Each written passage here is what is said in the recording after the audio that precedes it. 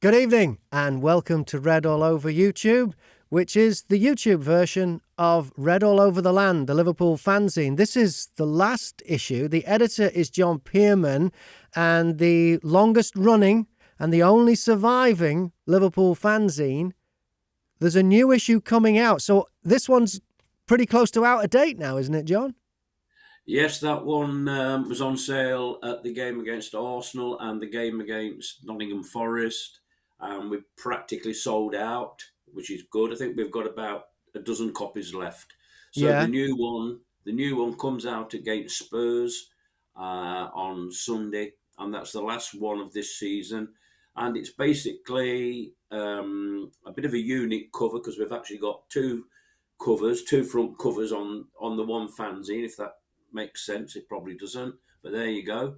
It's basically a tribute to Bobby Firmino on the front cover, and on the back cover, it's a tribute to James Milner, just in case he actually does leave.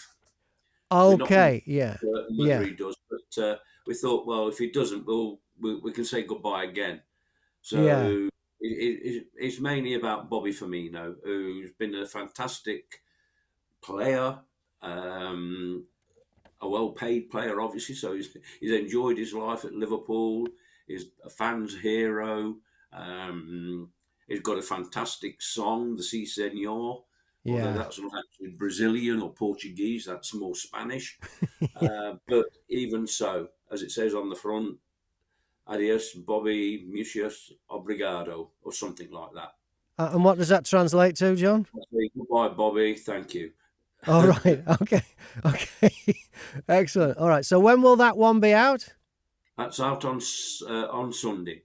Okay. All right. So that's so look forward to that on Sunday to getting hold of that. And what can you tell us about the new fanzine? What's in it? Well, as I say, there's the Bobby Firmino tribute. Yeah. We've got the games that we've played since the last one came out.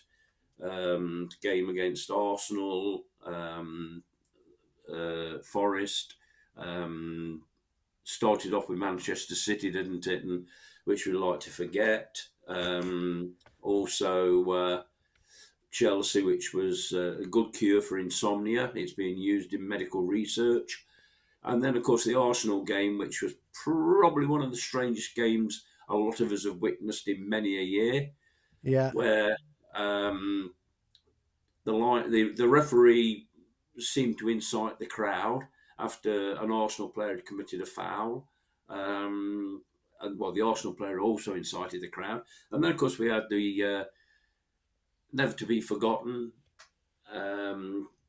linesman, assistant referee, call him what you want, decided to give Andy Robertson the elbow. It was Literally. quite I Yeah. mean, fair from the cop, we didn't see that, although somebody next to me had got it within minutes on his phone saying he elbowed him. So, well, what was going on? Andy Robertson got booked. So, Yeah. anyway, that gets a mention. We called, as you just showed up the previous issue, Jurgen's Madhouse, but that was definitely candidate for the Madhouse. It Yeah. was weird. But the thing is, at the time, we were 2-0 down after, 20 odd minutes, 30 minutes. And then the crowd got motivated by the Arsenal player and Trent having a coming together, and the referee being totally incompetent. As I say in the fanzine, if it's not incompetent, then somebody should check his integrity, because it seems to be always him Yeah. when he's at Anfield. And yeah, so that gets a good mention. But the second half against Arsenal it was just like we turned the clock back 3 or 4 years, and we were absolutely outplaying them. And it was only their goalkeeper who saved them. Yet a couple of games later, the goalkeeper himself has a nightmare. It just picked that game to have his game of his lifetime, or Yeah. game of the season for him. But yeah, we got out with a 2-2 draw. I thought we'd won it in the dying seconds when Kanate looked like he might get the ball over the line, but it didn't go. But we came out that ground after at half time, we were glad we weren't 4 or 5 down. We came out the ground wondering how we hadn't won. You know, that's the way it goes. And Arsenal since then haven't they've drawn the following 2 games, and now sadly it looks like Manchester City again are going to win the league because unless Arsenal can beat them tomorrow night or whenever it is they play. Yes, tomorrow night. Yeah. Talking So of, then, sorry, John, what were you going to say? Oh, then to say we then of course we went to Leeds and in the fanzine we said we haven't got many goals away from home. We scored none against the teams in the bottom half of the table, although we've still got a few of them to play. Then we go and score 6 at Leeds, so we'd gone from stagnant to rampant. As had Diogo Jota, no goals for 32 games. Now in the last 2 he scored 4. Yeah, and he looked great against Forest, didn't he? He looked really good. He did. And hopefully we've got the player back that we had 18 months ago. Yeah. Well, he was an exceptional talent. And of course, injuries have played a big part in what's gone on with him. So let's just hope that's okay. Luis Diaz came on against Leeds for a stretch of legs and another stretch of legs against Arsenal. So I'm hoping that maybe tomorrow night, maybe Sunday, he'll be back in the side, and that will add another dimension to the whole team. Because we've also got Darwin Núñez, who's been surprisingly, in my opinion, left out. But the player that's took his place is Jota, and he's scored the goal. So, it should create something for the players to think, well, we've got to get back in the side. And there's only one way you're going to do it, and that's win football matches and score goals. Yeah. Crazy game against Forest, though. Another madhouse. It was a madhouse. Well, I was in the upper Anfield Road, and by the end of the game, I was watching it like this, just through the cracking my fingers. And every time Forest had a throw in, I thought, here's another one. Here's another one. I think the guy next to me got fed up because he look at it. Look how we're defending. Just unreal. Corners, free kicks, and it was like watching and throw-ins. It It was like watching a game from your school days when everybody went in one little area and the goalkeeper kicked the ball into that area, and there was 20 players chased it. Yeah. And that's how it was with Forest. They just poured everybody into a little area, and I think at one time I counted 16 players in our penalty box. Oh yeah, that was for a throw-in. It was crazy, absolutely crazy. And So how are we going to go? How are we going to go against West Ham? Because that's going to be a tough one at their place, isn't it? Well, it's another. Yeah, they've started to win games. They've started to score some goals. We shall have to wait and see. It's all about the attitude, and if the players' attitude is right, and I don't think it's been right all of the season. There have been games when it certainly has. There's been a lot of games when it certainly hasn't. But if the attitude's right, we're a better side than West Ham. But we've got to go out there and play like a side that wants to win. We're not going to get the top 4, so let's get that out of the way straight away, because we've got to expect. I don't know, John. I mean, there was a stat, and I haven't been able to stand it up, but it basically said if we win all of our games that we've got left, then we will be 4th. Well, I don't know where the stat come from, but if Manchester United have got to lose, I think it's 4. Aston Villa have got to start losing, and we've got to play them. Brighton have got to start losing. They've got 2 games in hand. Okay. So that's not right. We it's not in our hands. No, it's not in our hands. I mean, yes, if we did win all the games, then it'd be interesting to see where we end up.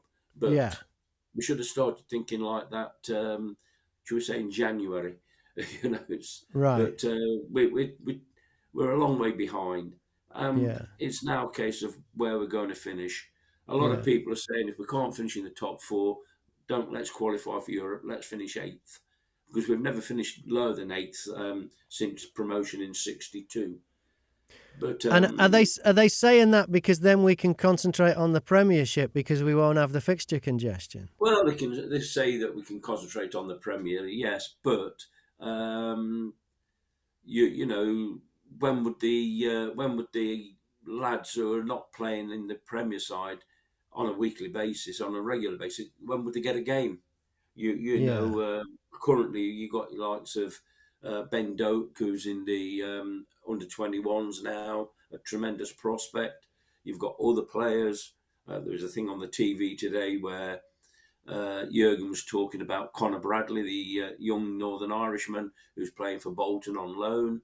There's Tyler Morton, who's sadly got an injury at Blackburn Rovers at the weekend.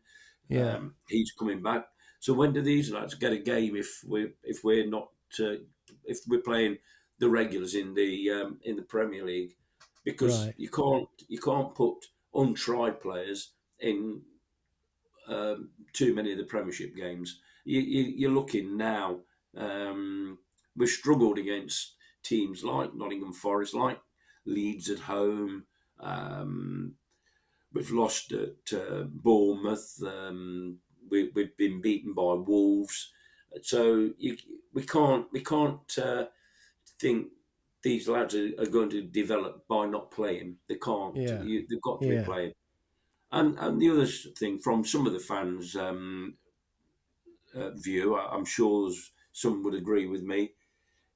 Yes, going to the Bernabeu, going to the new camp, going to Bayern Munich, PSG is fantastic. But you don't want to do it every year. You know, it's like, where do you go for your holidays? Oh, went there. How long have you been going there? 10 years.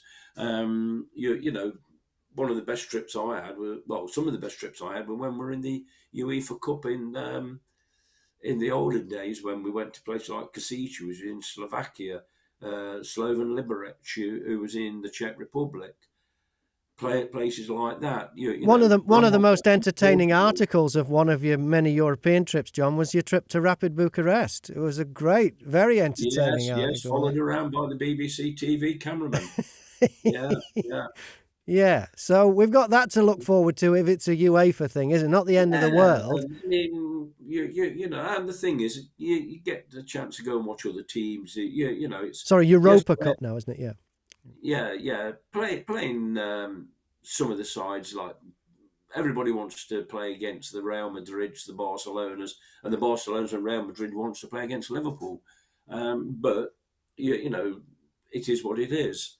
And if we're not in the Champions League next season, then we're in something else. Let's see. Let's see what we can do. Yeah. You don't feel bothered that we'll have a 61,000 seater stadium and we're not playing in Europe? There's not an irony there. It could be worse though. We could have a new stadium by the docks and be in the championship.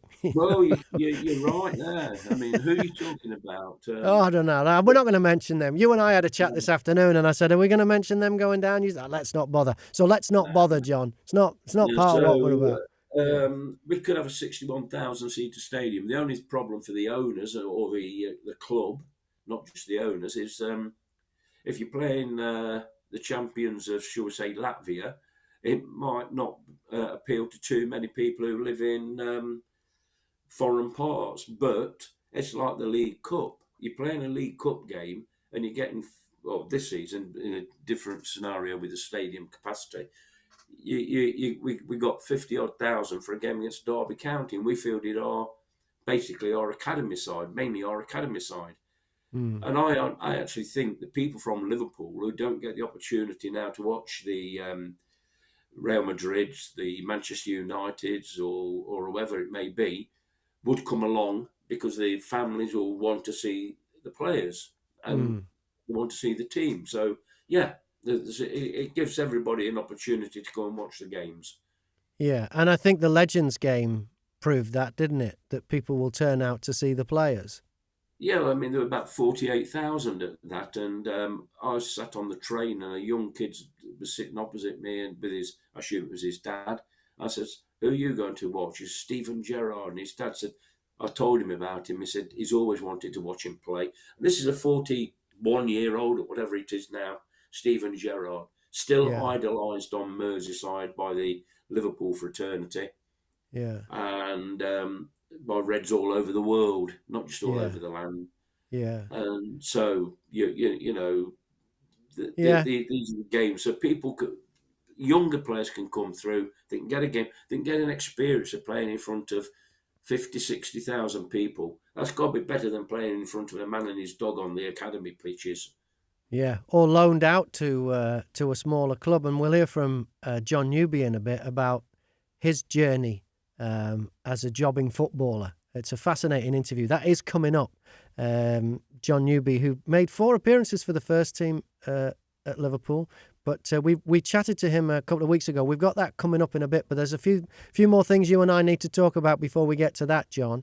The 61-seater stadium that Anfield will be, the extra 7,000 seats, they say, that will be available on the Anfield Road end.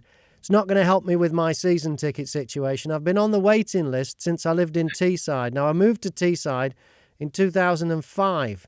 So how many years ago is that? Are we talking like 18, 19 years? That's how long I've been on the season ticket waiting list. My number is still in the 14,000s. It's 14,000 and something. I can't see it going down by 7,000 when they open the new stand. Can you? No. It'll be hospitality, won't it? There'll be a lot of hospitality seats, yeah, and that's the way football's going. Sadly, not Yeah, just again, I emphasise, not just at Liverpool. yeah, It's happening all over. It's the way. It's not just football either. Cricket, rugby union, things like that. Hospitality is where the money is for the clubs, and I see a lot of people when I get on soccer bus now to go back to town after a game, and they've still got the wristbands on. So they could have paid in excess of £350 just to watch yeah, a game, yeah, and regardless of the opposition, they could have paid £350 just to watch a game, yeah, and yeah. they will pay that. They will pay Yeah, that. but the facilities, like when I've had a hospitality ticket, it's the same plastic seat. It's no different, and it's just a pretty ordinary meal beforehand and a program. It's not. Don't forget the It's, program. Yeah, yeah, yeah, but it's not that's like you three. are getting. You're paying 6 times the price of the ticket for the same seat, and you're not getting 6 times the experience, really. No, no. Is But that the meals aren't that good? no, I don't think they are. I mean, it's a while now since I had one, but no, I don't think they are. And Well, you're basically paying over £200 for a meal for one oh person. yeah, That yeah, that's yeah. I that's mean, what like, you're actually paying for. yeah. I mean, Um, in if I any go other into a business, place, that would if I that would go into be a that place would be and fraud. Sorry, John. if I go into a place and pay that sort of money for a meal, it's got to be at least two Michelin stars, and a chef off Great British Menu. One of the top guys. Not Yeah, not one of the chefs, but one of the judges. So yeah, you've got to be one of the top men. And yeah, but no, you don't get that. You don't get the value of football. You don't get it. No, no, nobody can argue at all. But one thing you will get in the Annie Road is you'll be able to see the pitch now, because yes. obviously one thing about the Anfield Road end is it's got to be one of the worst um, places to watch a game of football in the Premier League. We If you get we the wrong seat, you'll have a post as well. I've had oh that yeah, you before. get the wrong seat. It's like watching it through your letterbox. And it's we've commented many times on Goodison Park, the Yeah, wooden seats, the splinters, and yeah, posts. trying to watch a game there. But the Anfield Road end is as bad. It's we had a bit of a laugh with the Newcastle fans when we're on about having to get to their away end, which is like climbing up a mountain. And when you get up there, you need binoculars just to see the other end of the pitch, especially on it if it's a foggy day. You've had it, but it's like watching Subbuteo. But it's not like that in the main stand, I have to say. But Newcastle fans quite rightly said, "Well, at least you can see the pitch. You can't in your away end," and they're right. They're Yeah, right. yeah, Yeah. yeah, yeah. It's going to be a long way from the Cop goal, though, because where they're putting those seats in that top tier, the new tier of the Anfield Road end. I mean, they're where those houses were on Anfield Road, or the back of those houses. That's where they are. It is still a long way from the Cop goal. Oh yeah, but it will be unique when it's done because of the way. they're doing it. It's like, as I've said to somebody the other week, it's like a Meccano set where you build it and then you move it in. It's quite good. I Yeah. mean, we say what we like about the Americans and football, but one thing the Americans do know is they can build stadiums, Yeah. And they've and put the money in. Yeah. oh yeah, yeah. So it will bring in a lot more revenue, and Yeah. that's sadly the name of the game in football. But it's always been the name of the game in football, but it's more so now. Yeah. Something we talked about on last time we did Read All Over YouTube was the chanting again, the murderous chants and the stuff about Hillsborough as well. And it seems that now that a phrase has been coined, the phrase tragedy chanting, it seems that now that it's got a name, that there seems to be some movement from other football fans, and particularly Leeds and Forest, who did lovely things. It was an anniversary as well. The Forest one was on an anniversary, and actually the Leeds one wasn't it? The Yeah, the the Leeds one the, was on the the Arsenal anniversary. the Arsenal game was the nearest home game to the Hillsborough Yeah, disaster, yeah. um, and the Arsenal fans were absolutely first class. Great. So it Um, was Arsenal, Forest, and Leeds. Okay, great. oh yes, Yeah, yeah, yes, and yeah, there was no um, chanting of any description by the Arsenal fans at all. In fairness, Arsenal fans are probably one of the few clubs that you would never get that. yeah, Not with them. They've got their own identity, and they were superb. yeah, At Leeds, where Leeds, we have to remember it doesn't get a lot of publicity, but a couple of Leeds fans were murdered in Istanbul a couple of years before we went there, yeah, and I was speaking to the editor of one of their fanzines at the time, and they were very distraught.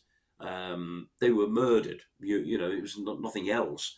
mm, Um, so they've had their own problems, but what they did again tremendous, and what Nottingham Forest fans did unreal. It really mm, was. And if the word is starting to get out, then fantastic. We can get something going. We can get all the clubs involved in doing something, including our own fans. Our own fans have got to be a little bit careful what they shout out at football matches. yeah, yeah, Not going to mention anything, but people know what I mean. It's got to work both ways. You can't mock death, no matter who it is or what it is about, and that's what yeah, the tragedy chanting is. It's mocking death, yeah, and the Forest fans at Anfield were superb. They deserve the round of applause that they got, the standing ovation. I'm sorry, it wasn't a round of applause. The yeah, standing ovation they got, and I hope from here we can maybe make some inroads. I've said that you can't rely on football to do anything about it, because football's not interested in doing anything about it. If they were, they'd have done something about all the other chanting that goes on. yeah. Um, the government are a waste of space, and I don't think it matters which colour the government is. They're not going to do anything about it. The TV companies could do a hell of a lot more. Yeah. That they could do a I lot have to more. say, I listened to the first half of the Forest game on the radio. I listened to TalkSport too. So I think we should say thanks to Ian Danter, who was the commentator, who, when the Forest banner came, he explained exactly what was going on, the standing ovation, the round of applause, what it was all about. Because too many times stuff like that's gone on, and the media have been oblivious to what it's all about and have concentrated on the game. And that was the time to do it. And Ian Danter at TalkSport 2 and the team there, they did a really nice job on it. They really did. And I don't know if they were expecting it or what, but they did. And you wrote a great article in the last fanzine, that half page there, that really summed it up, and how it's up to the fans to sort this out. Yes, and I think if there was a time going back too many years now when there's virtually every club in the league had a fanzine. In fact, every club in the league did have a fanzine, Or more than one. and yeah, Yeah. and it would be nice if fanzines took it up and said, "Look, we're the voice of the fans. Every fanzine, not just Red All Over the Land, which that's our strap line, for the fans and by the fans. But that's what fanzines are. They are for the fans and they are by the fans. And if they can start saying, "Look, we've got to do this. We've got to make our points clear," and as I said, that's the fans can do it. I would quite happily meet with fans from any club in the league, in the Premier League, to discuss this. But it possibly won't happen. But we've made a start, and thank you, Yeah. Nottingham Forest, for that. We've made a start. Well, I'm hoping this is the start of a new era. It isn't just an isolated thing, because we had our issues with Leicester, and obviously we always have our issues with United, and we even have trouble with Everton fans saying stuff, don't we? So it would be We nice if do. this was the start, and this is another thing we can leave in the past, because there's a lot of things about the modern game that we don't like. But the genie's out the bottle now. You can't unring that bell, to use two metaphors there. But still, there are things about the modern game we don't like. But there are other things about the modern game that are better than it used to be. And the lack of the violence is one of them. And I think this is a hangover from the old days of the proper hatred between fans. And it's about time that this was addressed, and it can be sorted out, I think, and it would be better for football as a whole. The game and the football fans would get more respect from people who don't. I know people who look down their noses at football fans, and in fact, in particular, at Liverpool fans, and it's because of the reputation that fans have for this kind of thing. And I think if we leave that in the past, it's going to benefit everybody. Oh, I agree. I mean, you mentioned Manchester United fans there, but to be fair now, I think Manchester City fans are far worse. Okay, They will sing the Munich song. right, You don't hear that at Anfield. yeah, Um, so I think they're one of the worst, and that's something that's come about since they've got money. So yeah. and become a successful football club. You Hmm. don't get a lot of bad vibes from Newcastle, to be fair. They're pretty good, but there are some clubs that they know the fans know which clubs they are, and it's something we've all got to work on to try and Mm. stop. Don't Yeah, let's mock the dead, no matter who they are. yeah, yeah, um, yeah. You're absolutely right, John. Okay, back to the team then, and looks like there's going to be a bit of a clear out in the summer. I would think that's a possibility. There's navigators going, and not that many people probably remember Naby. Um, I don't think that yeah, many people would be that bothered that he's going. no, He had, no. he did have his good days. To be fair, he Yeah, did, but he yeah. wasn't consistent enough for anybody. I saw him play for Liverpool in his early days, and I just thought, in fact, it might have been his debut, and I just thought, wow, we've got something here. Yeah, But it just never materialised. And there've been instances when you think, wow, yeah, he can do something. Um, but he's going, and we've lost a lot of money on him, and he's been paid yeah, a lot of money whilst he's not been playing. That's football again of the modern ilk. But sadly, the Ox he'll be going, and again he's not played very much. I think he's had a hard deal because last season he had some good games for Liverpool, and then he looked like he'd just found some of his form, and he got left out again. But yeah, he had that horrific injury against Roma, and he never really recovered from it, and that was sad. I mean, I was at yeah, that game, and I just thought, well, he just got into the routine of playing for Liverpool. He scored two great goals strangely against Manchester City, both against Man City, one in the league, one in the Champions League, and it was now beginning to look the part. And that injury against Roma, that might have been one of the reasons why we didn't beat Real Madrid in that final, because yeah, with him in the side, we were playing well. We had a very very very good midfield that was working, and sadly he got injured, and that was it. So we lost him.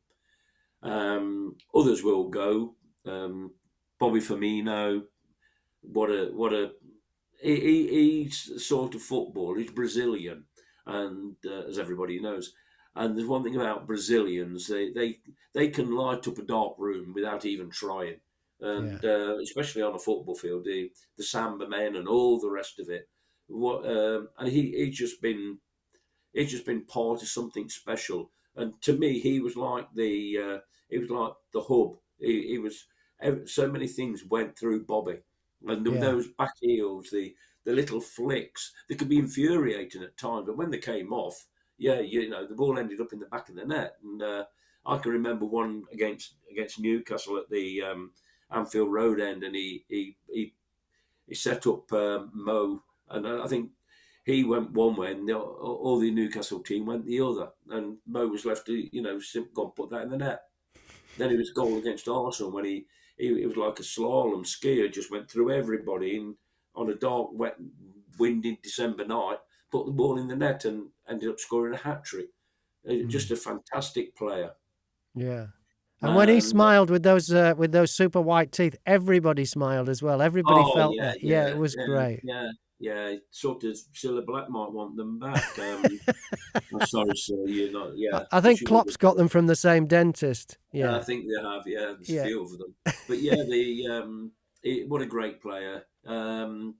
Just a lovely footballer to watch play, and we've Yeah. been honoured at Anfield, absolutely honoured just to see him in our team. And Mm. yeah, the Fun Boy Three, which was Mo, Bobby, and Sadio. Everything comes to an end. The Beatles broke up, so everything comes to an end. Yeah. And Bobby was somewhat special. How about Carvalho? It doesn't seem like he's had a chance to stake his claim in the first team. But when he's played, he's looked good. But it looks like he's leaving too. I don't know how Well, official that is. I think the rumours are that he will go out on loan. And again, Okay. I've got no objections to that. Yeah.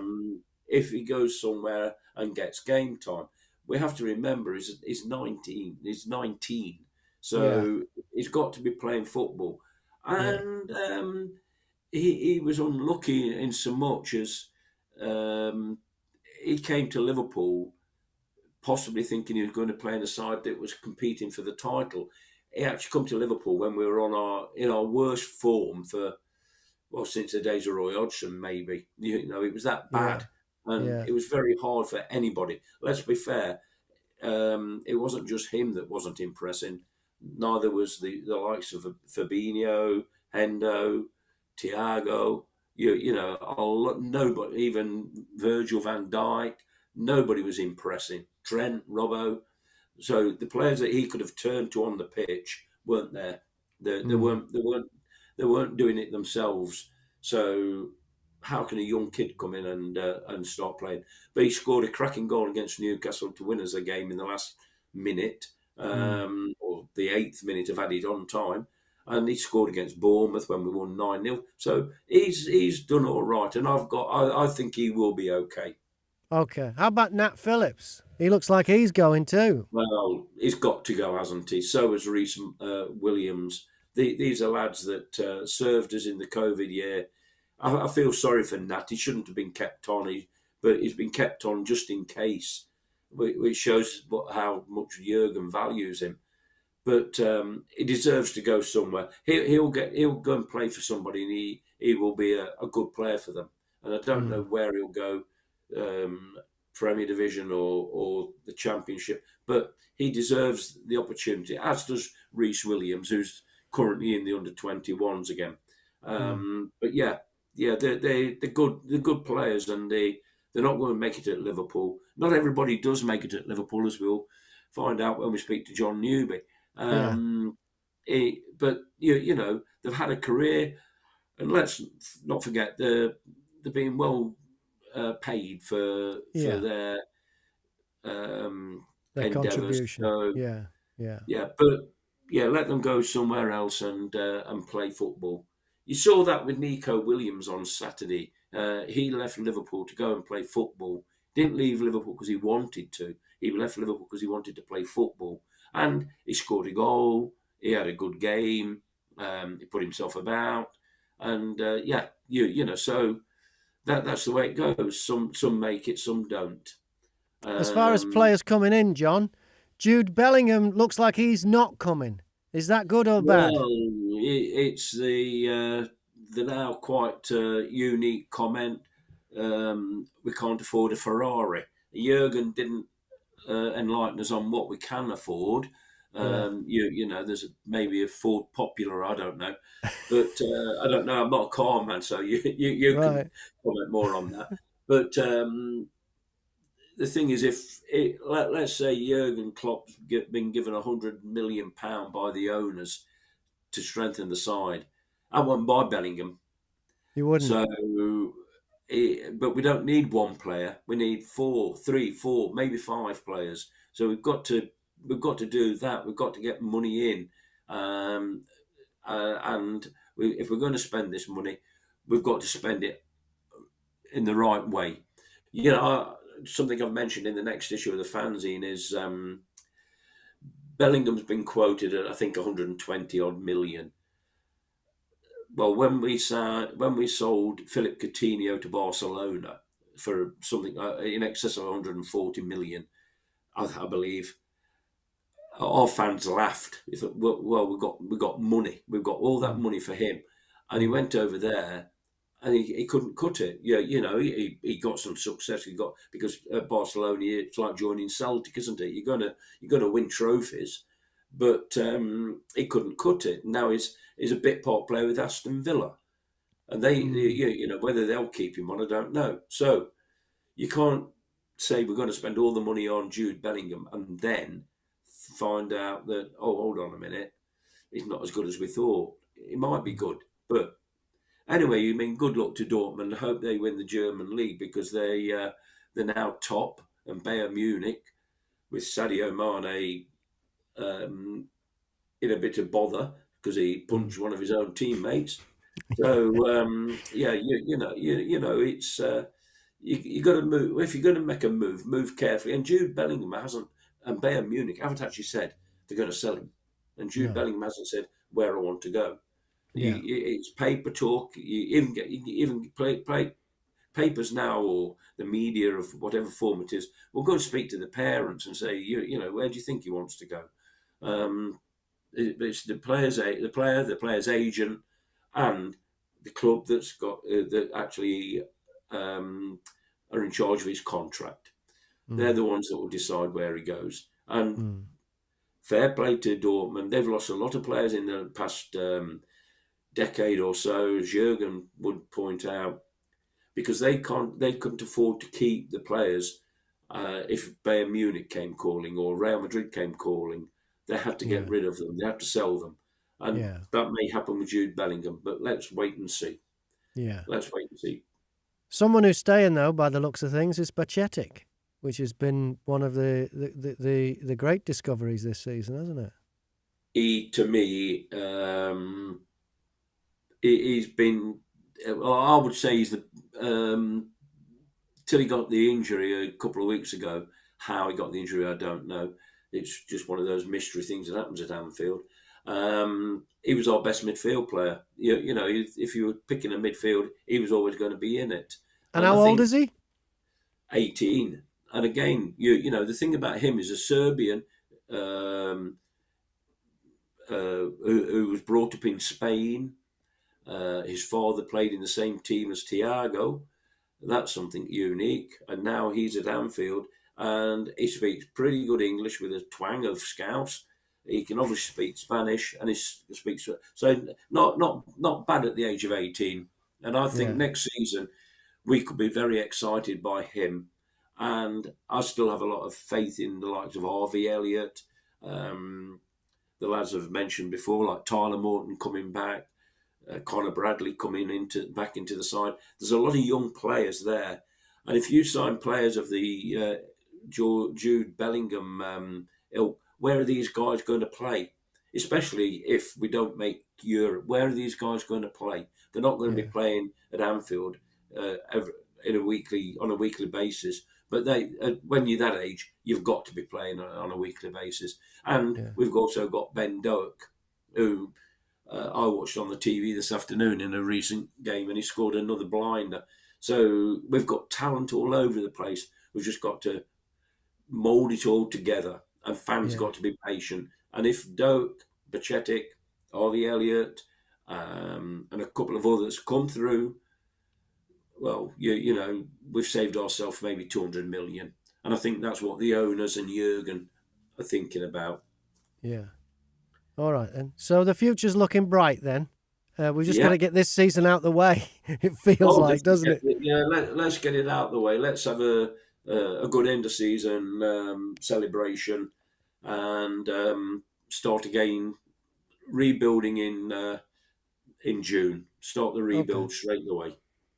All right. Well, talking of end of season celebrations, John, the next live Red All Over the Land event is not that far away now. June the 2nd. Our special guest, Phil Thompson. Tickets are on sale now. Tell us about the night, John. Yeah, we've got Phil Thompson, who everybody who's a Liverpool fan knows the history of Phil Thompson.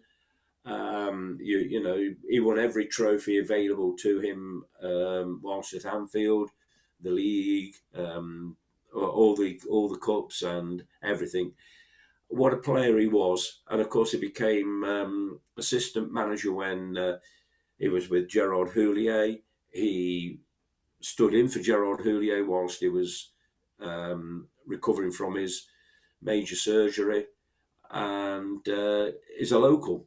So Yeah. what's not to enjoy about Phil Thompson? We've also got David Jaggs from the Ragamuffins, who this will be David's last appearance before going on tour of the festivals. So I didn't realise he was confirmed yet. So he's going to be. Oh He's going to yes, play on he's the night.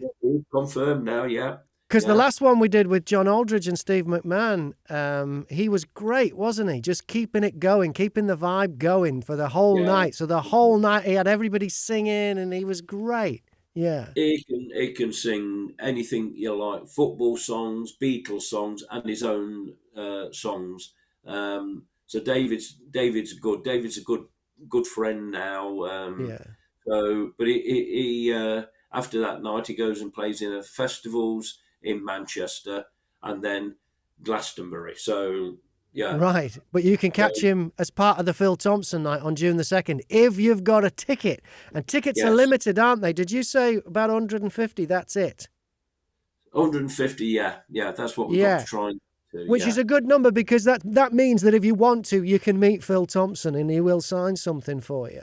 When yeah, if it's any bigger than that, you're not going to get close. But if it's the same room, isn't it, at Hotel Anfield as yes, the John Marquee. Aldridge and Steve McMahon night, and they signed anything for anybody. They were really really good with that, Well, you get and the they chance before and after, yeah and as I say, if we can get a few local people there, they'll probably even know Phil Thompson. So yeah yeah. he's well known around. He's well known around the town.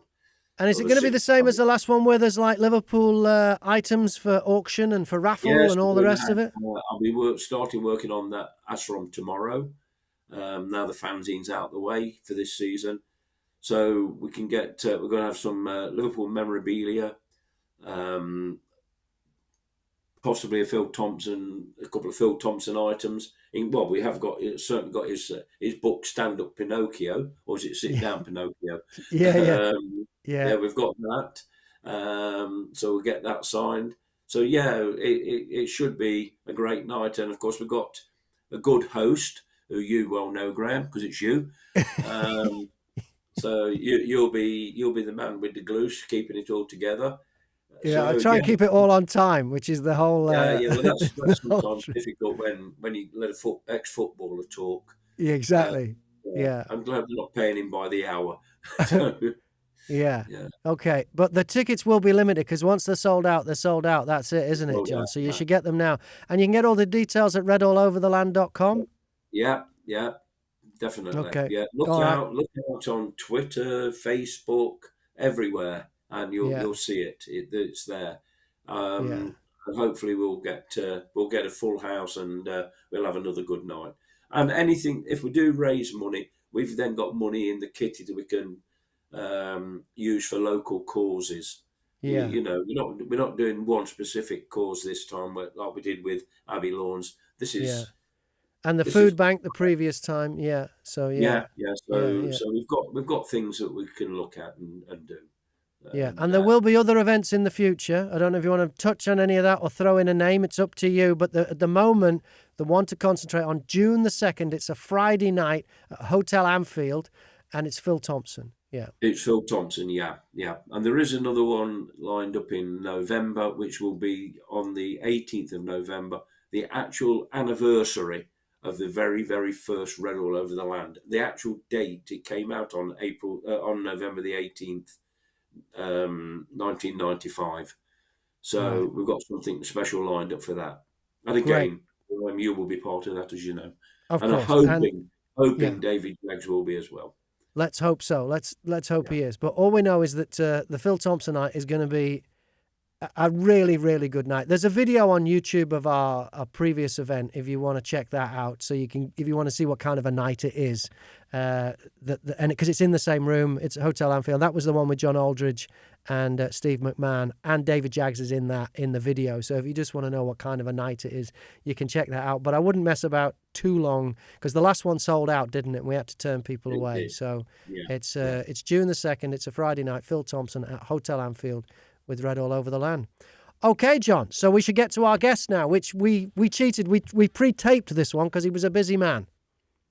Yes, he's a busy guy, and he doesn't know where he's going to be on the nights of these shows. So we arranged to speak with him early one Friday morning. I say early; it was before 9 o'clock, Yeah, and he's a guy who's seen it all from many different sides, and as you'll see in the interview, a tremendous personality, and we're very lucky that we managed to get him on our show. I'm very pleased, and Graham, you can introduce him. You've got yeah. the He's got a book out now, which is called Addicted to Football, which he'll talk about in the interview as well, which I've read. In fact, I've done a review of this book. Did that make it to the latest issue of Red yes, All Over the Land, John? in the next Okay, so issue. there's a full review of the book.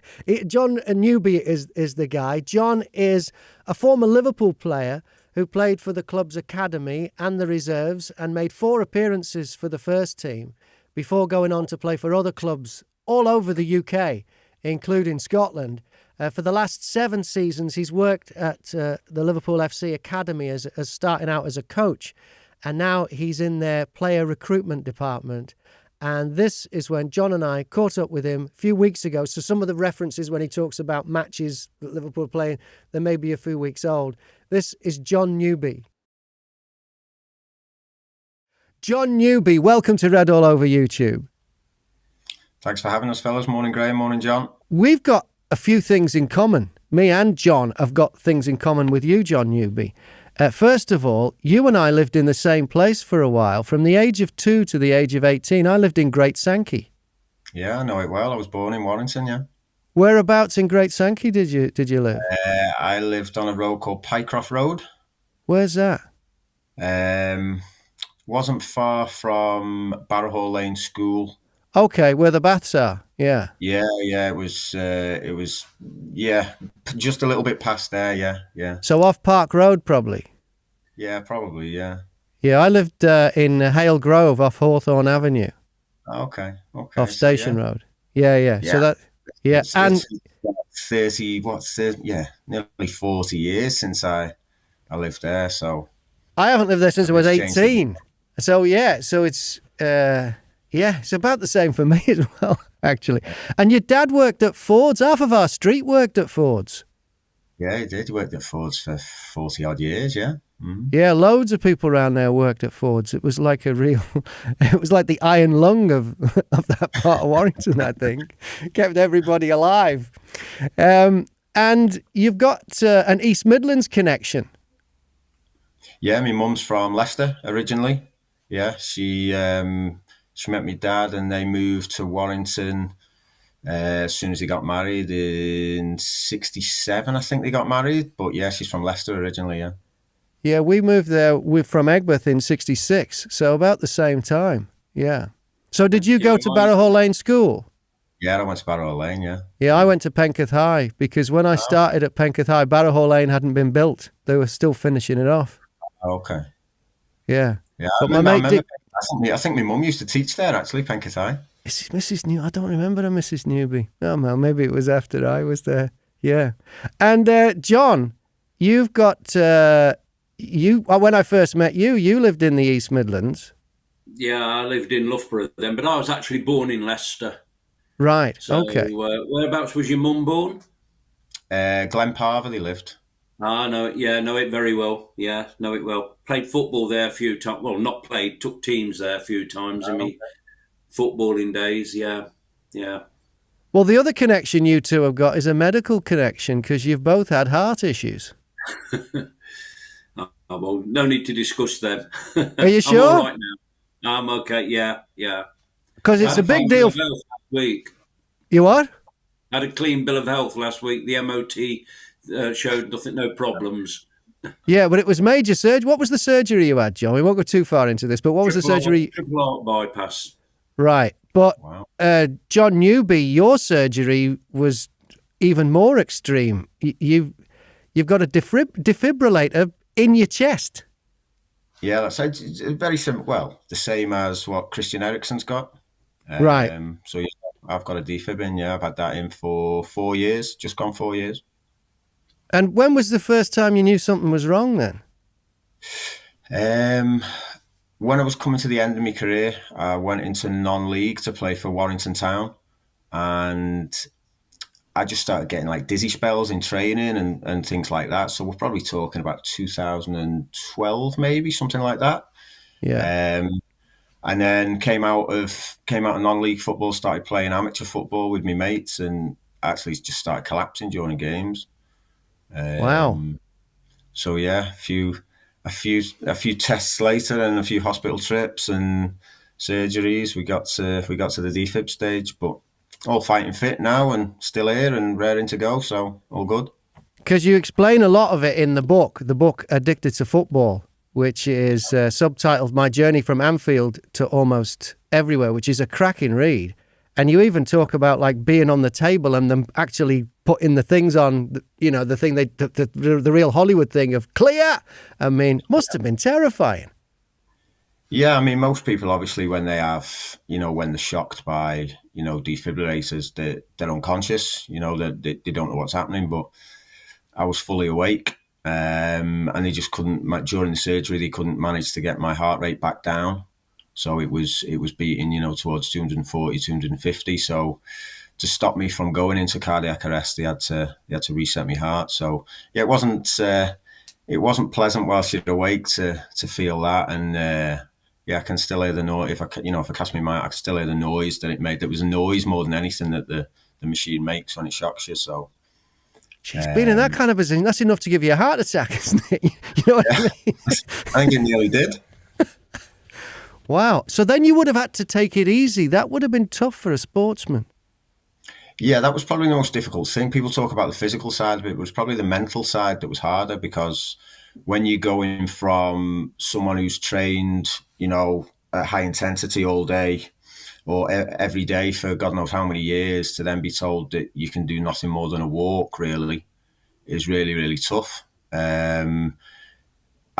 I mean, that's changed a little bit now, particularly since the Christian Eriksen incident, because, a lot more research is being done into what sportsmen can and can't do with defibrillators in. And I'm probably at a level now with my own self-confidence in terms of having the defib in of what I can and can't do. So you adapt and you adjust your life, and you kind of get on with it. So I'm in a good place at the minute with my health, yeah. How worried were you at the time, though, that you'd never play football again? Well, I mean, at the time, I was when I had the surgery, I was 40. So in terms of a career, I was kind of done and dusted. But okay, just to be able to go and have a kick around with your mates, or a little five-a-side, or play with the kids, you don't want to lose all that, because you you do miss it. That's the big thing for me with football. People ask footballers or ex-footballers what they miss most, and a lot of ex-footballers will tell you, I miss the dressing room. I miss the banter in the dressing room and that kind of thing. And of course, you miss that camaraderie in dressing rooms. But for me, I miss playing football. That's the big thing for me. I just miss playing football, having that competitiveness, and arguing with defenders or whatever it may be, and pushing yourself to try and score goals. I just miss all that more than the dressing room side of it, to be honest. And you were a fan before you were a player, weren't you? Yeah, and I think that's the big thing now that I think supporters often overlook. When you're playing, before you were a player, you were a supporter, you were a fan, you were like everyone else. Okay, we then moved on to the next level of not being a fan and being a player. But before that, you're very much a football supporter. So when you come out of football and you go back to being just a fan, you probably see things a little bit differently from other fans, maybe because you've experienced bits and bobs that they haven't experienced. But yeah, you're the same. Initially, you're the same as everyone else. You're a fan before you're a player, and that's what makes you probably a little bit different at viewing things. So what do you see differently as a fan after you've been a player? I think sometimes you see players' perspectives. I think on the pitch you can relate when players are out of form a little bit. When they're not playing as well as what fans know that they can play. You can, sometimes you can see where they are in terms of whether they're struggling with confidence, whether they're just out of form, whether they're going through bad patches or whatever. You can relate to that a little bit more than maybe other fans can, when they're screaming and shouting at players because they've misplaced a pass or whatever. You can kind of relate to it a little bit. And yeah. I mean, I'm the same. I get frustrated during games. I probably scream and shout at players like fans screamed and shouted at me. So, yeah, it's interesting when you've been a player. The book's called Addicted to Football. When did you first know you had this addiction? Yeah, good question. I think when you're a player, you're so immersed in the game. You absolutely live and breathe it. If you have a bad game on the Saturday, I was one who I wouldn't speak to whoever it was, whether at the time in the early days it was my mum and dad, whether it was then my girlfriend, my wife. You kind of, Sunday's a write-off if you've not had a good game.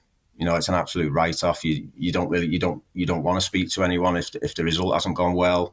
If you, from a personal perspective, performance hasn't gone well, it's kind of a write-off. So when football was good for me, life was really good. That's the way I would look at it in terms of the question you asked. When football was good, everything kind of fell into place in the rest of your life. But when football wasn't good, life could be more difficult at times. Yeah. You played for Liverpool under-16s with a lot of players who ended up playing in the first team. Who stands out? Oh, the obvious ones. You don't look past Stephen and Michael Owen in terms of who stood out. Character-wise, they had something different that we all had. Don't get me wrong, in terms of ability, they were better than us. We were good players, they were great players. But character-wise was what made them really stand out.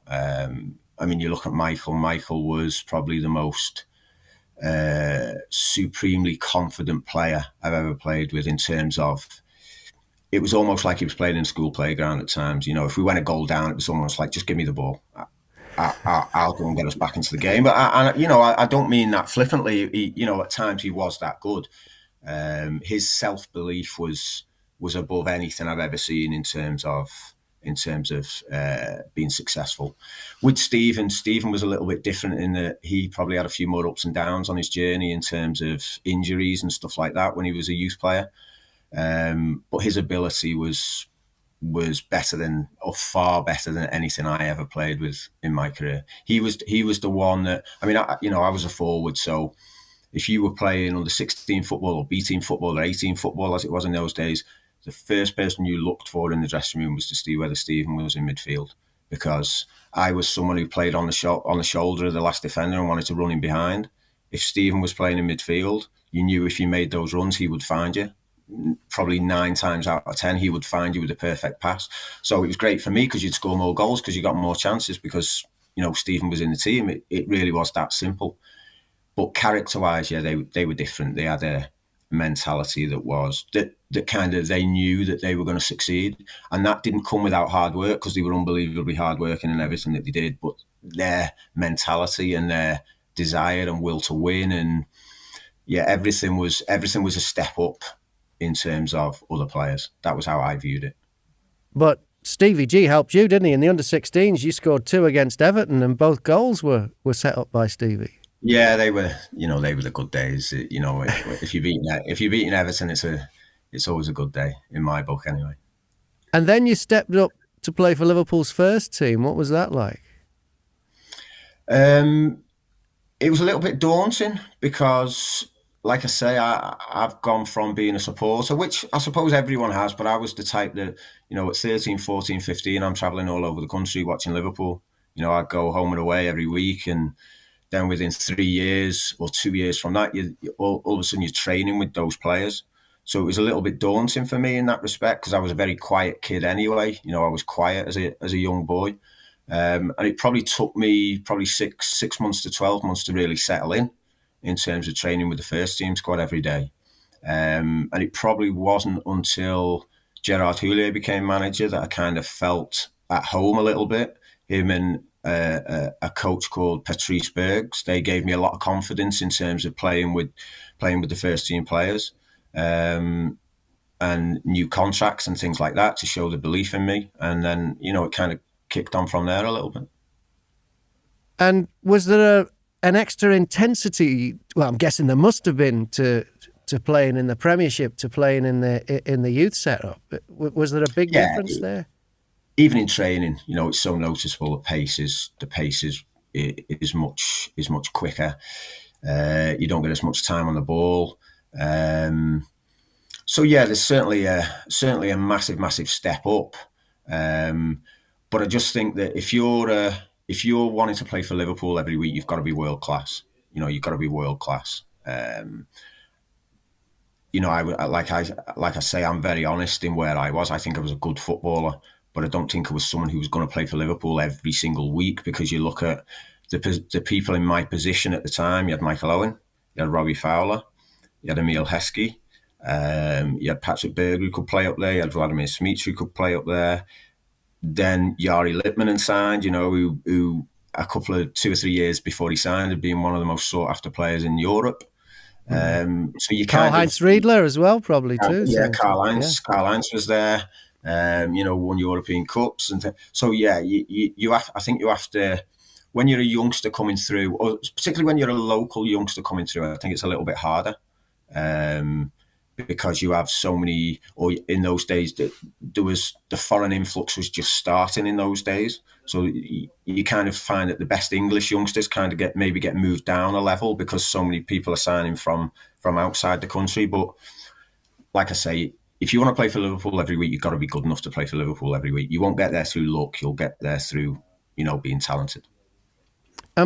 Just going back to the youth team, John, there's a particular game you remember, a particular Liverpool victory, isn't there? Well, obviously the final against West Ham. I was actually at that game on the Kop. What year was that then, John? 1996, and the final was played about 5-6 days after one of the worst days we'd had. That was when Manchester United beat us in the final of the FA Cup, and then a few days later we were playing West Ham in the Youth Cup. I'm not saying it eased the pain, but it gave us a glimpse into the future. And I know Stevie G, I don't think played in the final, but at Anfield. But that was Michael Owen was there, and it was so brilliant. I mean, I know he scored one, and it was part of the winner. But there were over 20,000 there, and the Kop was full, so it was good. But when you looked at the West Ham side, Rio Ferdinand, Frank Lampard, they were at that time, they were very, very talented players, like John said. And it was all over. They were all over the pitch. If I remember rightly, now Ferdinand missed some chances near the end, although he was centre half. So yeah, and it meant a lot then. Winning the Youth Cup back then it was like winning the FA Cup in the old days, when it meant so much. It possibly still is the most important trophy in youth football.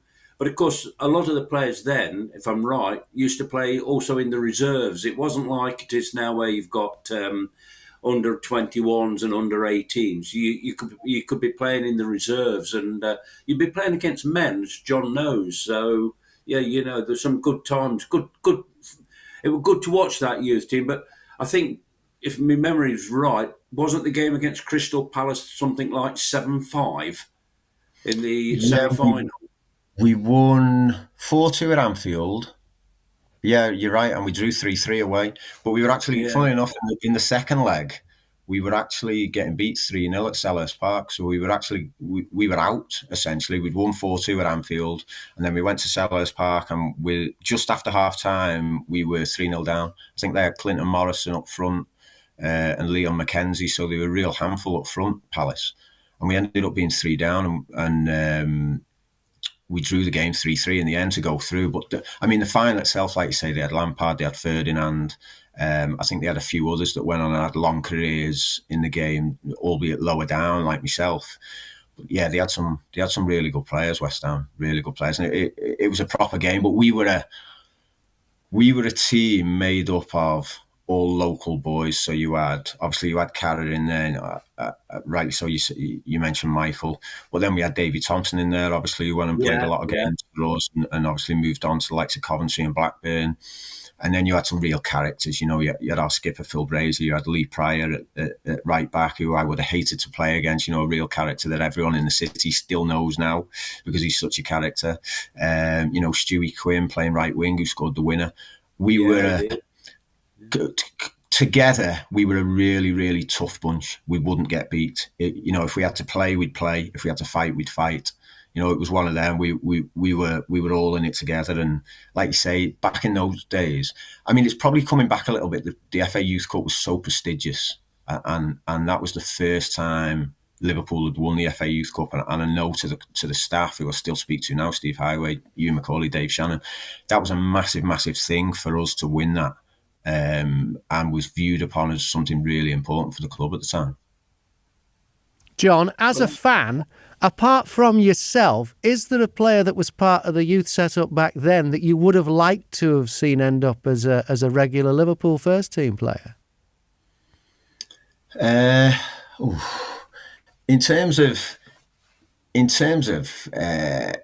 friendships and people who are your mates, of course, you'd have loved loads of lads to have gone through. Was there anyone who you would look at as being good enough to play every week for Liverpool? I don't know. I think the ones who got there were always going to get there. Your Carras, your Michaels, your David Tomos. I think you kind of find your level. That's the way I see football. I know you need luck. You need to be in the right place at the right time in terms of opportunity, and you need to be clear of injuries and stuff like that. But I think if you're going to get there, you'll get there. I've always been a big believer that you'll find your level. And what's your proudest Liverpool moment, either as a player or these days at the academy? As a player, it would be making my debut. Whether that was in the game against Hull or whether it was in the Premier League against Middlesbrough. My actual debut was against Hull in the League Cup, and I came on and made a goal for Carline Triedler. He signed for Fulham, I think, the next day. So I came on and set a goal up for him at the Cop End, which obviously, for someone who's been at the game every week, home and away, and all of a sudden you're playing, to come on for Liverpool, and it was only a few times that I came on for Liverpool. To me, that's it's still a massive thing. It's something obviously you're able to tell the kids, and my son's a massive Liverpool fan now, and he's able to. I'm sure he's able to tell his mates that his dad played a few games for Liverpool. But yeah, as a supporter, it's surreal when all of a sudden you stood on the touchline waiting to come on. And for the academy, in your current role, just to be back part of the club. I went back to the academy in 2014, I think it was, in a part-time role. And then in 2017, I went full-time as a coach. And then since I had my health issues, I went into the academy player recruitment side of things. But just to be a part of the club again, for someone who, like I say, was a fan, then a player, and then you go back, it kind of almost feels like your club, if that makes sense. Yeah. So yeah, just to be around there every day and be a part, and only a small cog in the wheel is it's just a great place to work. It's such an important thing as well, because I mean, my wife loves it when new young kids come through and they're great. And Jon Pearman, you always have your eye on the younger players, don't you? Unfortunately, these days it's via LFC TV because getting to a youth game is pretty difficult now. You're so far out of the city.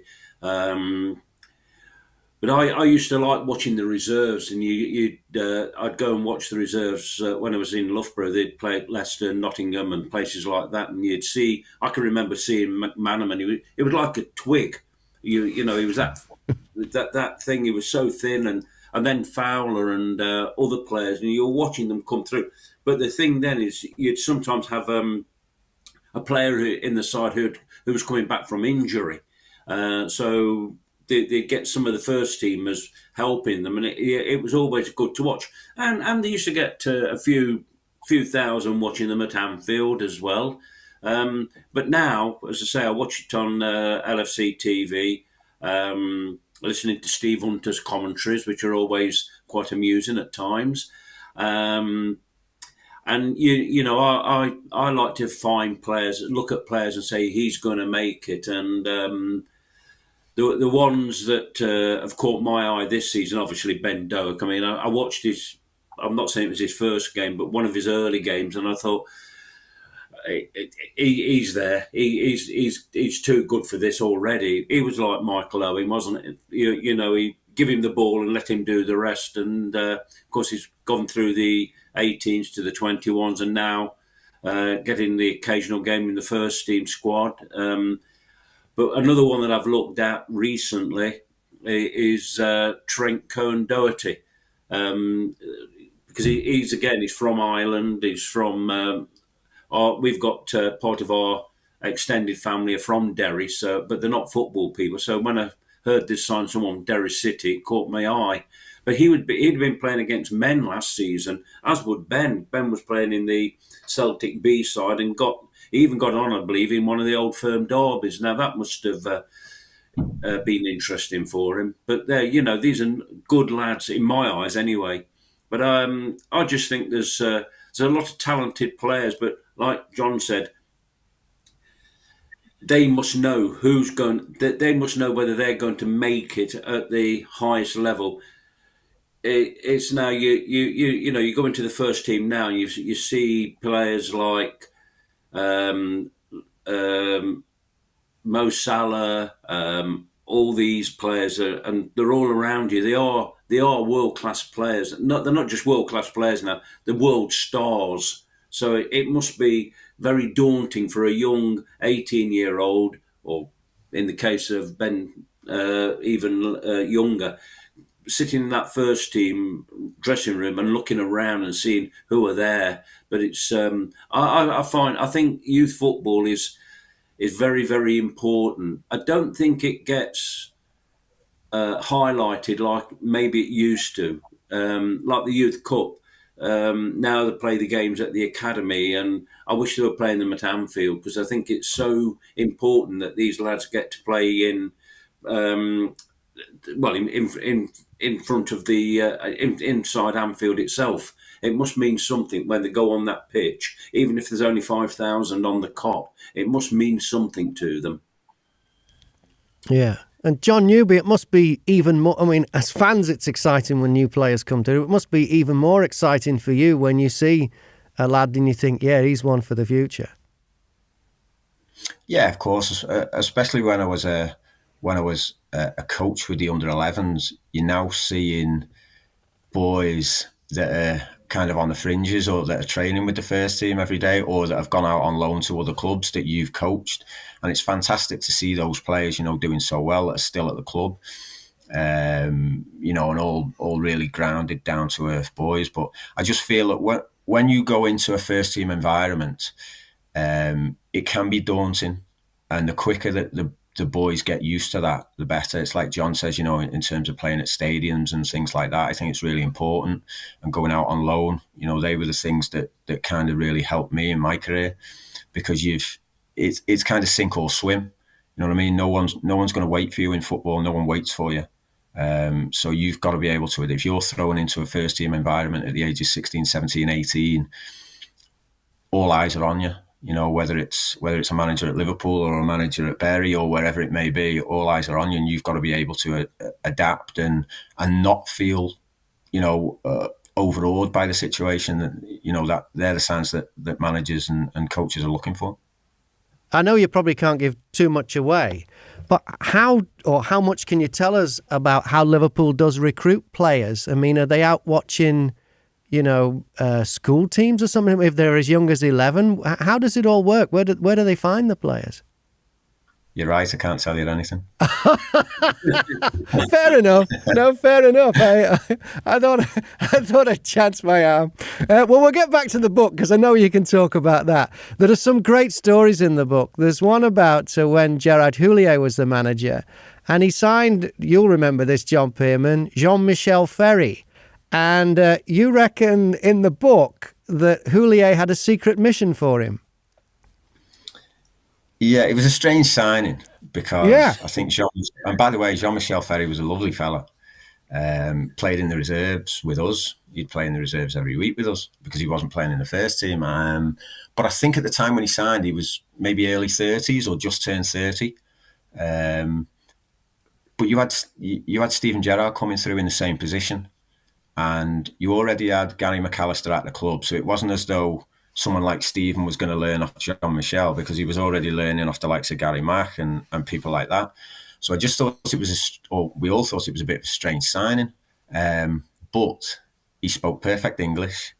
He understood every conversation that was happening in the dressing room. And all of a sudden, Gerard Houllier found out a lot of things about whether there were nights out or, things like that. But, Scousers being Scousers, he was probably sent on a few wild goose chases in terms of nights out, I would certainly say, yeah. So he was hired as a spy. Well, that would be the suggestion. That was how it was viewed a little bit in the dressing room, yeah. Wasn't he nicknamed the Mole by some? I don't know where I read that, but somebody said they called him the Mole because whatever happened, Gerard Houllier would find out. But whether that's true or not, I don't know. If he was nicknamed the Mole, it probably would have come from Carra or Robbie. Yeah. And after Liverpool, you had a very successful spell at Bury, and in the book you say you really enjoyed your time there. Why was it so good? It was just totally different. Obviously, you're going from Liverpool, and I'd had a few loan spells at Crewe and at Sheffield United, where I'd been on the fringes of first teams there and had played in first team games. And then you come back to Liverpool and you've gone back from playing first team football, you go back to playing reserve team football. And of course, we're all footballers. You've all got your pride. You want to score. You want to win. But whether you got 3 points in a reserve game didn't really matter. There's nothing on the game. Essentially, you're doing it to stay fit or to show the manager you want to play in our first team. But I was kind of at a stage where I knew that I wasn't going to play in the first team every week. So when I got the opportunity to go to Bury, all of a sudden you are then playing first team football again. The 3 points matter. You've got people there who are not on loads of money and are relying on win bonuses and stuff like that. So, if Bury were towards the bottom of the division as well, so if they go down, where the contracts are renewed, so the games all of a sudden from reserve team football to playing in League One, I think it was at the time, they mean so much. And I just loved it. It was totally different for me. I'm not turning up at Melwood every day where my kit's all folded up and laid out for me and my boots are cleaned. I'm turning up at Bury where you're carrying goalposts from the ground down to the ground. You're taking your own kit home to wash. You're cleaning your own boots in the shower after training. So it was totally different, and I just loved it. I loved it. I loved the whole feel of it. I scored on my debut, and all of a sudden, the fans took to me straight away because at the time Bury had gone, I think it was 14 games without a win. So all of a sudden I came, and that coincided with us going on a run where I think we won the next 4 out of 5 games, and I think I scored in 3 or 4 of those games. So all of a sudden you've got that rapport with the fans. The fans are associating you with the turnaround in the club's fortunes. It was just it was for the next 2.5 years after I signed. It was probably the happiest and the best 2.5 years of my career. Even though your boots weren't all polished and set out and ready for you to play. So I used to look after my own boots anyway. I was too tight to pay one of the apprentices to clean them anyway. So yeah, you mentioned Crewe as well. You had a fallout with the manager at Crewe, didn't you? What happened there? Yeah, it was Dario Gradi at the time, and I didn't really see eye to eye with him with a lot of things. But yeah, I went there. He'd seen me play for Liverpool reserves at the time. I was playing on the right wing for Liverpool reserves. I think Titi Kamara was maybe playing up front for our resis because he was in and out of the first team. And Dario Gradi had come to watch a game, and I'd played right wing and done well and scored a goal. And when I went to Crewe, he played me on the right, which is fine. No issue. I didn't have any airs and graces about me in terms of not playing right wing, even though I was a centre forward. I was happy to play where I played. And in 2 or 3 of the games against Port Vale, against Blackburn, I did really, really well for Crewe. But then we were losing games, we weren't scoring goals, and he was moaning in the press about I haven't got a forward. So, I went to see him and said, listen, I'm not saying where you've got to play me. I'm just reminding you I am a forward. I'm here as a forward. That's what my game is, running behind defenders, and I've got the pace to do that. It was by no means me going in with an ultimatum saying I'm playing up front or I'm not playing. But yeah, I arrived at training the next day, and someone gave me a newspaper where Dario Gradi had said he was going to send me back to Liverpool because I was dictating where I played and I was refusing to play as a winger, which was just absolute utter nonsense. And me being a quiet kid at the time, I didn't really want to go in and do anything about it. But yeah, even I lost my head on that one. So there was a bit of an argument in the office, and I threw the paper in front of him and asked him why he'd said what he'd said, but he denied having ever said it and was misquoted and stuff like that. But yeah, I just thought it was poor for a manager with his experience, with a lone player, that was a young lad. I thought it was poor what he did. Yeah. And how did the fans react who'd read that paper? I don't know, to be honest, in terms of the Crewe fans. I know Liverpool as a club weren't very happy with it because at the time they had a relationship with Crewe. And was sending a lot of players there. I know Stephen Wright was on loan at Crewe with me. Wright had been there for the season, and I think the relationship between Liverpool and Crewe broke down a little bit at the time because they kind of knew that that wasn't me. Liverpool certainly knew that wasn't me. It's not something I would have done. That's good to know that Liverpool knew though, and they didn't react to and take it out on you. Yeah, we had good people at the club at the time, Gerard Houllier, like I say, Patrice, Joe Corrigan, Sammy Lee. They were the people that were around me within the first team, and they knew that was never going to be my style. I was the type that came in and got on with my work and got on with my game. I wasn't going to go in and start screaming and shouting when I was just starting off in the game, if you like. So yeah, but I thought it was poor from Dario Gradi. Yeah. Did you get the feeling that when you were out on loan and you were with other clubs and stuff that Liverpool themselves backed you and were behind you, or did you feel like you were unwanted? No, you never felt unwanted because they would check up on you in terms of how you were doing. But the way I saw it was, if you were scoring goals when you were out on loan, or if you were a defender, if you were playing well, whatever it may be, then you were very much wanted. But again, I'm a great believer in you. If you go out on loan, you've got to be successful for your parent club to take a real interest in you. That's what they're sending you out on loan for. They're not just sending you out on loan to get rid of you for a month or two. They're sending you out on loan to see if you can cope and see if you're at that level, or see if you're better than that level. My first 2 loan spells weren't great. First one was at Crewe, second one was Sheffield United, where I was very much a bit part player because of the forwards they already had at the club. I enjoyed both loan spells and they taught me a lot. But it was only really when I went to Bury that loan spell, which was particularly successful, allowed me to kick on in my career. Tell us about the Scottish League manager who tried to sack the goalkeeper at half time. It was crazy. So we played. I signed for Morton, and we played Airdrie away, and we ended up 3-0 down at half time. I was a sub at the time, so I can't take any blame for this one. But I was on the bench, and first goal goes in, and our goalkeeper at the time holds his hand up. He's got an injury, has to come off. So the substitute goalkeeper goes on. Now, the substitute goalkeeper had only just signed in the summer, and we were only 5 or 6 games into the season, but already the manager had signed another keeper because he didn't fancy the one that he'd previously signed in the summer. So he throws the substitute goalkeeper on. We concede another 2. The second one was the goalkeeper's fault. But the third one, goalkeeper had nothing to do with it, but the manager wanted to blame him. So coming at half time, and he's made all the subs come in rather than warm up on the pitch because he's fuming. We're 3-0 down. He's under pressure already, the manager. So we come in and he starts berating the goalkeeper, and the goalkeeper, has to go back at him. He's frustrated, and typical argument in the changing room, swearing and shouting. And eventually the goalkeeper just loses his head and tells the manager where to go. So you see the manager looking round, and he's muttering under his breath about having where's the other goalkeeper and stuff. And it must suddenly, twig in his mind, he is the sub goalkeeper. He's already on the pitch. I've got no one else to put on. And at the time I'm thinking, well, he doesn't fancy me as an outfield player. I might get a game, I might get half a game in goal here. And so he's looking around for the sub goalkeeper, realises he hasn't got one, and again the goalkeeper stands his ground and tells him where to go. So he says, he said, come and see me in the morning. He said, you're sacked. He said, your contract will be terminated in the morning. It's just surreal. You sat there, you're 3-0 down anyway at half time, and you've got your manager trying to sack your goalkeeper.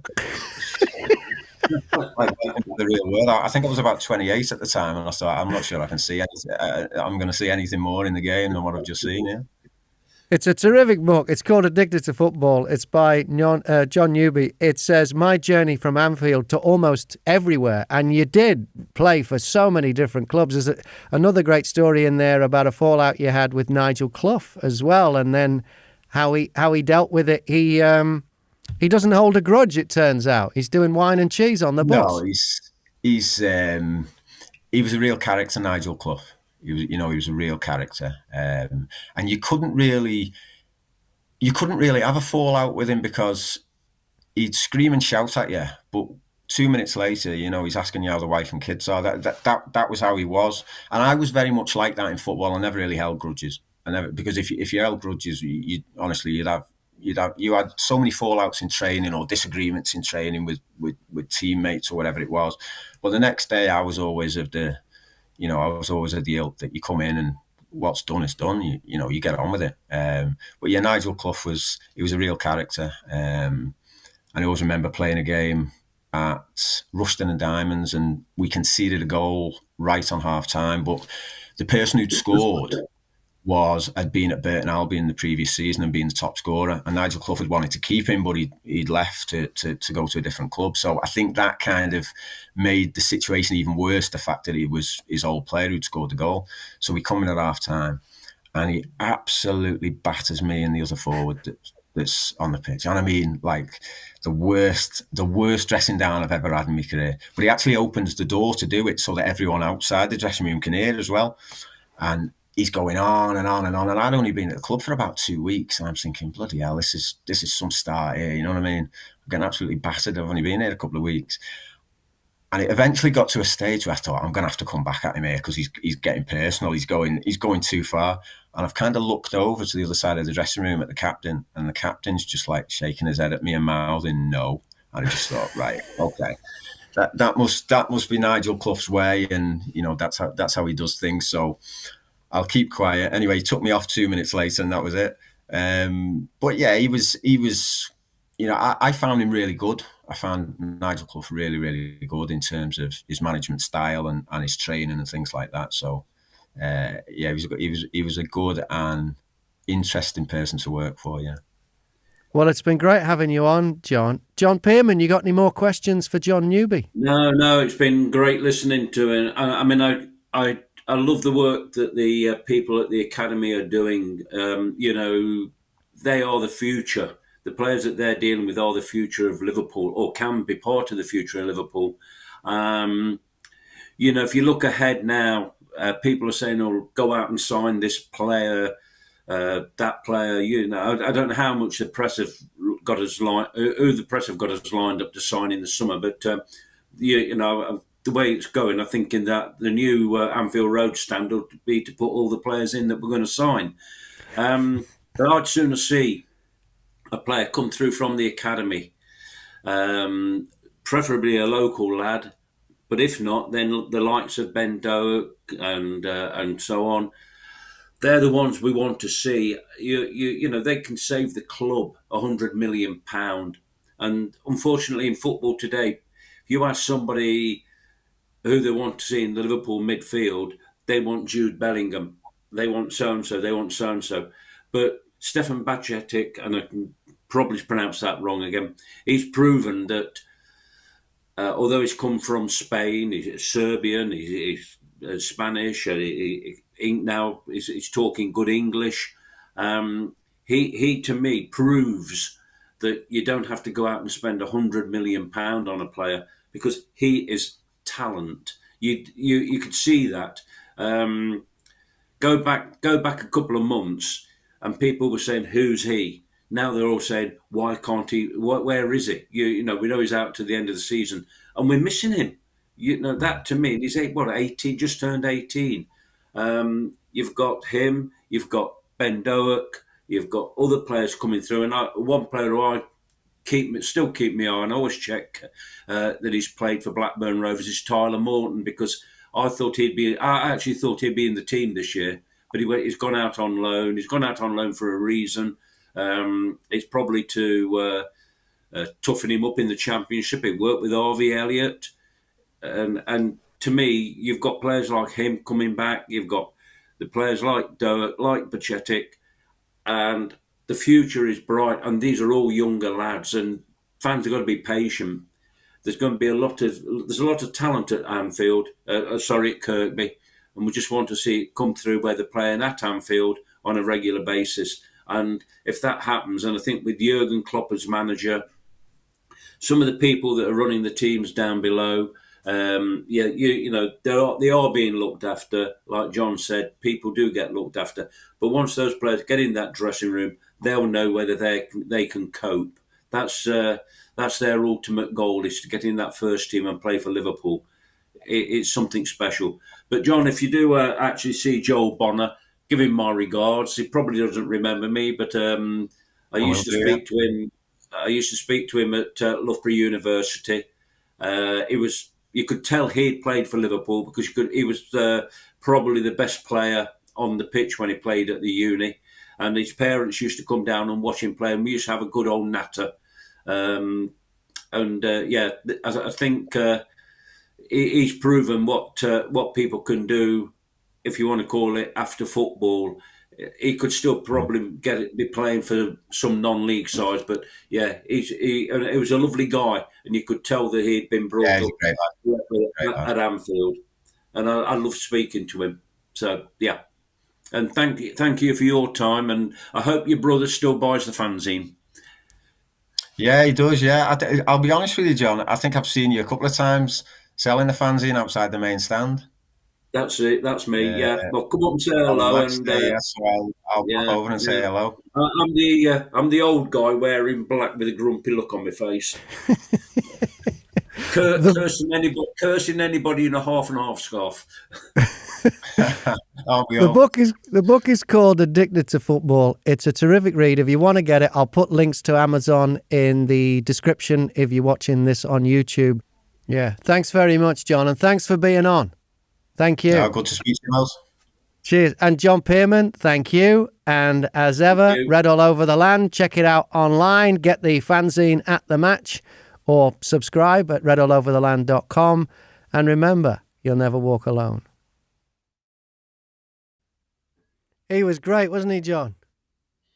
Definitely, yeah, definitely, and he's just a nice guy. And he did come up and speak to me before the Arsenal game. We had about a 5 minute chat. I believe he had his son with him. So yeah, and his brother has since subscribed to the fanzine. So it worked. We should say thanks to Pitch Publishing as well, who set us up because of his book. We've had a couple of guests thanks to Pitch Publishing, so thanks to them. A couple of comments have come in. Marios Mantzos, have I said that right? Do you know him, John? You do. You've spoke to him. He's the Greek guy. Of course I do. Of course. How are you, Marios? Yeah, he says, hello, Graham and John. Winning tomorrow will be a first serious show of consistency. I think it'll be a real boost for confidence winning again away from home. Yeah, I think you're right there, Marios. Yeah. And Andrew Nixie says, hello, John and Graham. Thanks for tuning in. And, you know, if you've enjoyed this Tubecast, which is a word I've invented, but it's not catching on.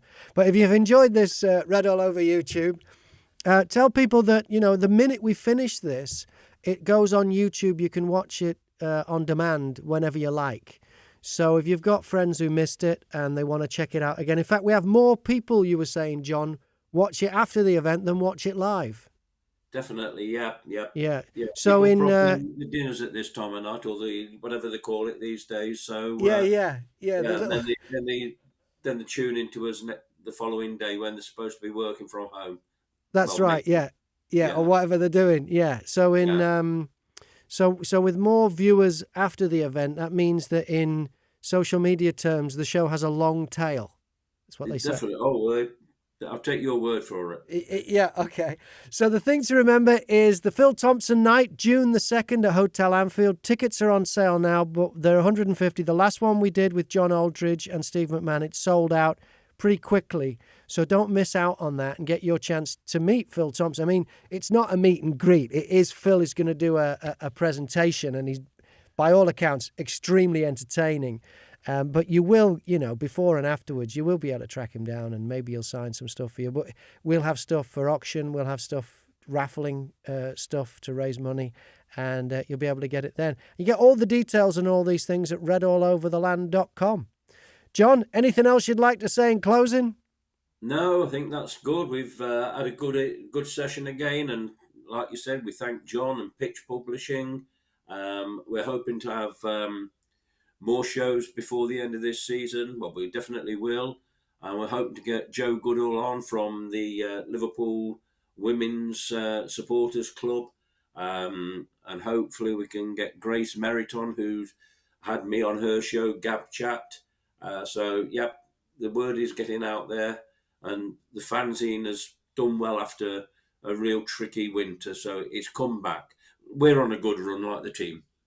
Excellent. All right, so that's it. This has been a Read All Over the Land presentation for the fanzine Read All Over the Land, which is the longest lasting and the only surviving Liverpool fanzine. Get it at redallovertheland.com. You can subscribe there, or you can just track one of the sellers down, which includes John. John, you're behind the main stand. Steve Hales is between the Albert and the Cop. And who's at the Anfield Road end? We've got Martin and Andy Knott. And Andy Knott as well at Flagpole Corner. Flagpole Corner, yeah. Yep, all right. It's Read All Over the Land.